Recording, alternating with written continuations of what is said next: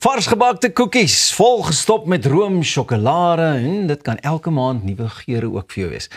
Dis 'n tendens wat die wêreld aan die praat het, maar agter elke koekie is daar 'n storie. Ek gesels met Chanel Labeskagni, stigter van Ouma Bets gebak oor hoe 'n huis, kombuis en familie-erfenis gegroei het tot 'n geliefde Suid-Afrikaanse handelsmerk. Chanel, hartlike goeiemôre. Baie dankie. Dit is vir my baie lekker om met jou te kan gesels en ek wil net eers by jou hoor, hoe het jou pad geloop tot hier, want hierdie bakkery was maar half 'n ongeluk is nie? Ja, dit was aanvanklik nooit die plan om die bakkery te begin het nie. Ek het nog my hele lewe lank die droom gehad om 'n veearts te word en na skool het ek nie die geleentheid gehad om voltyds te kon swat nie. So toe het ek 'n voltydse werk gehad en ek het deeltyds by Unisa Animal Health geswat. En met dit het ek hier op die einde gekom waar ek nou voltyd werk en ek moet nou 'n praktiese jaar voltooi. Maar my voltydse werk vereis dat ek voltyds by die werk moet wees, maar my deeltydse prakties vereis dat ek voltyds prakties moes doen, so ek moes een los. Dan moes ek my voltydse werk los om nou my prakties klaar te maak. En ek moet nog steeds inkomste genereer. Ek het nou geen inkomste nie, geen vorm van inkomste nie. En die beste naaste ding wat ek kon doen was om te bak. Want dit is wat ek geweet, enigiemand kan 'n koek bak, enigiemand kan 'n cupcake bak en dis wat ek toe nou begin doen het. En fast forward tot vandag het ek toe nou meer die gebak geniet as wat ek die veearts ooit geniet het. So die deeltyds het en die hobby het toe nou die werk geword. Vertel ons gou vir my, wie is Ouma Bets? Waar pas in die prentjie in? So Ouma Bets is my ouma en sy is basies die inspirasie agter die bakkery. So toe ek toe uiteindelik besluit het om voltyds te bak, het ek gedink ek kort 'n naam wat spesiaal is en ek het nie 2 keer daaraan gedink om my ouma se naam te gebruik nie. Sy is 'n bekende caterer en bakser in Brits en sy bak nou al vir jare lank, aan een seker nou al meer as 50 jaar en sy is nog steeds besig. Wow. So toe ek die naam kies, toe dink ek dit moet 'n naam wees wat iemand kan sê, ja, dit was nou nie Chanel se koekies nie, dis Ouma Bets se koekies. So dit maak dit spesiaal, ja. Hoor jy, en ook om 'n bietjie net die dinge vinnig na vorentoe te vat, buite nou die uitdagings goed wat hy ou gehad het. Hoe het sosiale media, TikTok en daai tipe platforms vir jou gehelp om by te dra tot die sukses? Ja, so dit het actually baie gehelp. Ek het eintlik, toe ek begin het met die gebak, het ek alles gedeel, maar ek was baie skaam. Ek was baie selfbewus rondom om my gesig te wys. Even toe ek begin het om voice-overs te doen met my video's, toe ek so, ja, jy sal as jy ver teruggaan op my TikTok sal jy hoor hoe skaam ek was om net te praat en ek het naderhand maar my gesig begin wys en die ding is op die einde van die dag, mense hulle gaan nie altyd vir die produk nie, ja, jy moet 'n great produk hê, maar hulle wil actually die persoon sien daar agter en om die behind the scenes en alles te wys van hoe jy daarby uitkom, hoe jy bak, wat se moeilikhede jy het along the way, hulle raak betrokke, hulle voel invested in jou besigheid en dis wat dit spesiaal maak, ja. So, seker nie baie editing gekos nie, want jy het alles net so opgeneem en gepost, nee. Ja. Wat het jy vandag vir ons saamgebring? Kyk, ek is nie veel van 'n soetant nie, maar hierdie lyk vir my baie lekker. So ek het my OG ouma boks gebring, so dis my geure waarmee ek basies begin het. Dit is my OG oumas. So ek het hulle saamgebring om net te wys wat presies is die koekie, want as ek sê koekie dan dink mense aan 'n room en 'n cream en hierdie is meer soos 'n koek met lekker vulling aan die binnekant. Daai is vir my baie pragtig. Ek meen, as jy net kyk na die verpakking. Ja. So hier is nou 'n lekker stuk koek. Ja, Smoors. Ja, s'mores koek. En dan S'mores. is my aanbeveling altyd om hom so 15 sekondes in die microwave te sit. Ja. En dan sê hy lekker oei en sag en hy breek so lekker uit mekaar uit. Ek is so bly ons het 'n microfoon hierso en jy weet, hierdie lyk na 'n heerlike ontbyt. Ja, seker dit spesiaal vir julle gebring. Julle kan dit geniet.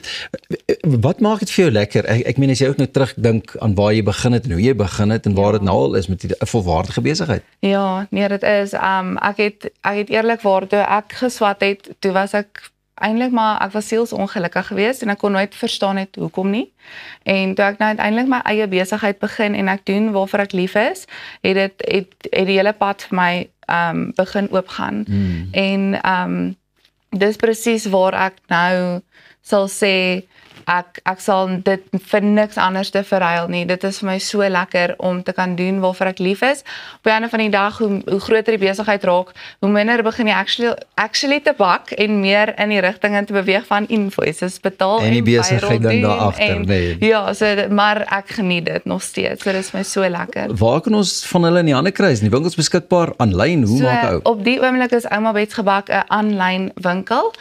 So jy kan op ons webwerf bestel. Ons het 'n webwerf oumabetsgebak.com en dan koerier ons reg oor Suid-Afrika. Jy kan ook in ons Harties winkel kom optel waar ons nou huidiglik is en dan in April maak ons eerste walk-in winkel oop amptelik. Hoorie baie geluk en waar gaan daardie winkel wees? In Hartbeespoort. Ook in Harties. Yes. Jy sien, jy's nooit daar van die Noordwes. Luister, ek wil daarom net sê, hierdie lyk vir my baie lekker. Kollegas, ek weet nie of okay, sy sharing is caring. Dress as your pet today, daar's soveel gedagtes wat aangaan. Can I eat this? Ja. Eat like my pet today. Ja. Chanel, baie dankie van lekker eet en lekker gebak, maar lekker speel net hierna en hierdie gaan baie lekker wees. Ek sien hier is die hele verskynheid. Is daar, wat is die gunsteling? My gunsteling is Nutella en Biscoff is ook 'n fan favorite. Skielik is dit vir my ook 'n gunsteling. Ek laat weet vir jou net hierna.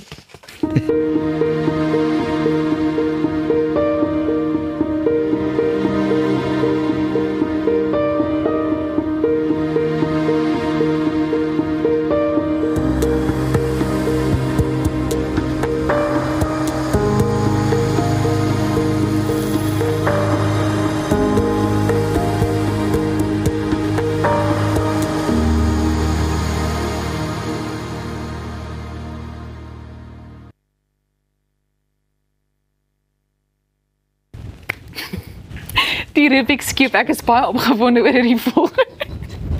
die volgende gesprek.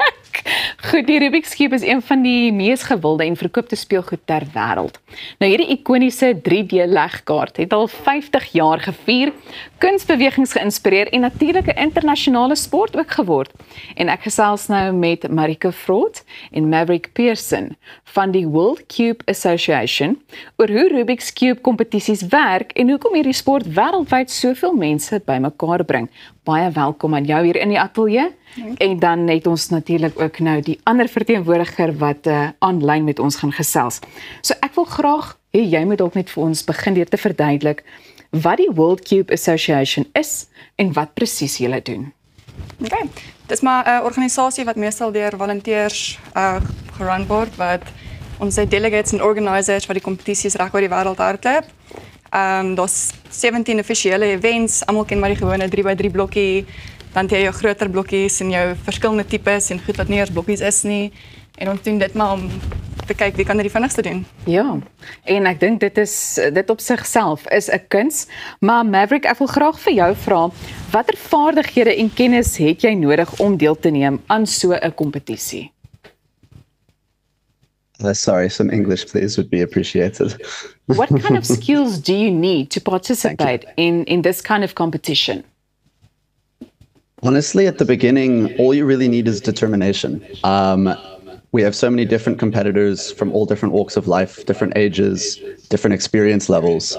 So as long as you are interested in it and willing to put in the time to learn how to do it and practice, and you just want to have a good time, that's really the barrier to entry.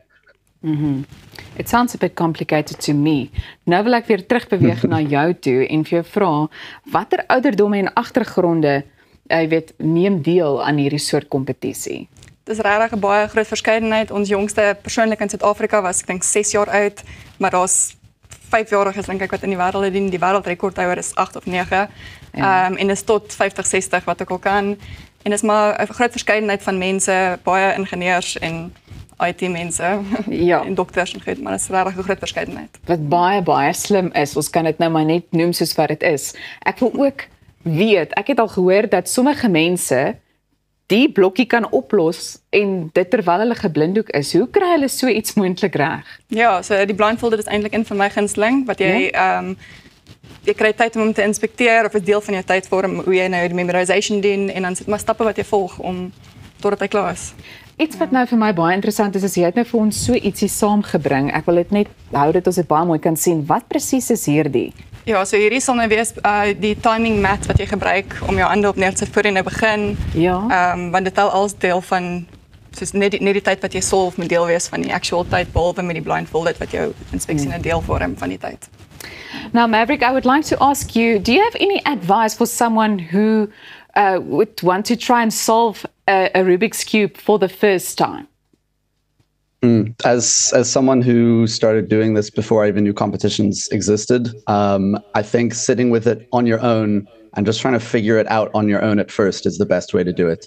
Get a sense for how the pieces move with relation to each other. Just try to solve one side on your own, because once you can do that without any external help, you probably have all the skills you need to finish it.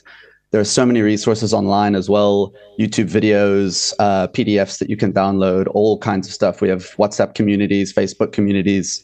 So there's lots of resources out there to really get a start, but I'd always recommend trying it for yourself first.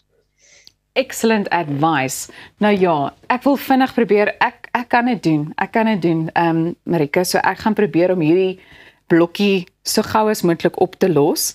So kom ons kyk hoe vinnig ek dit gedoen kan kry.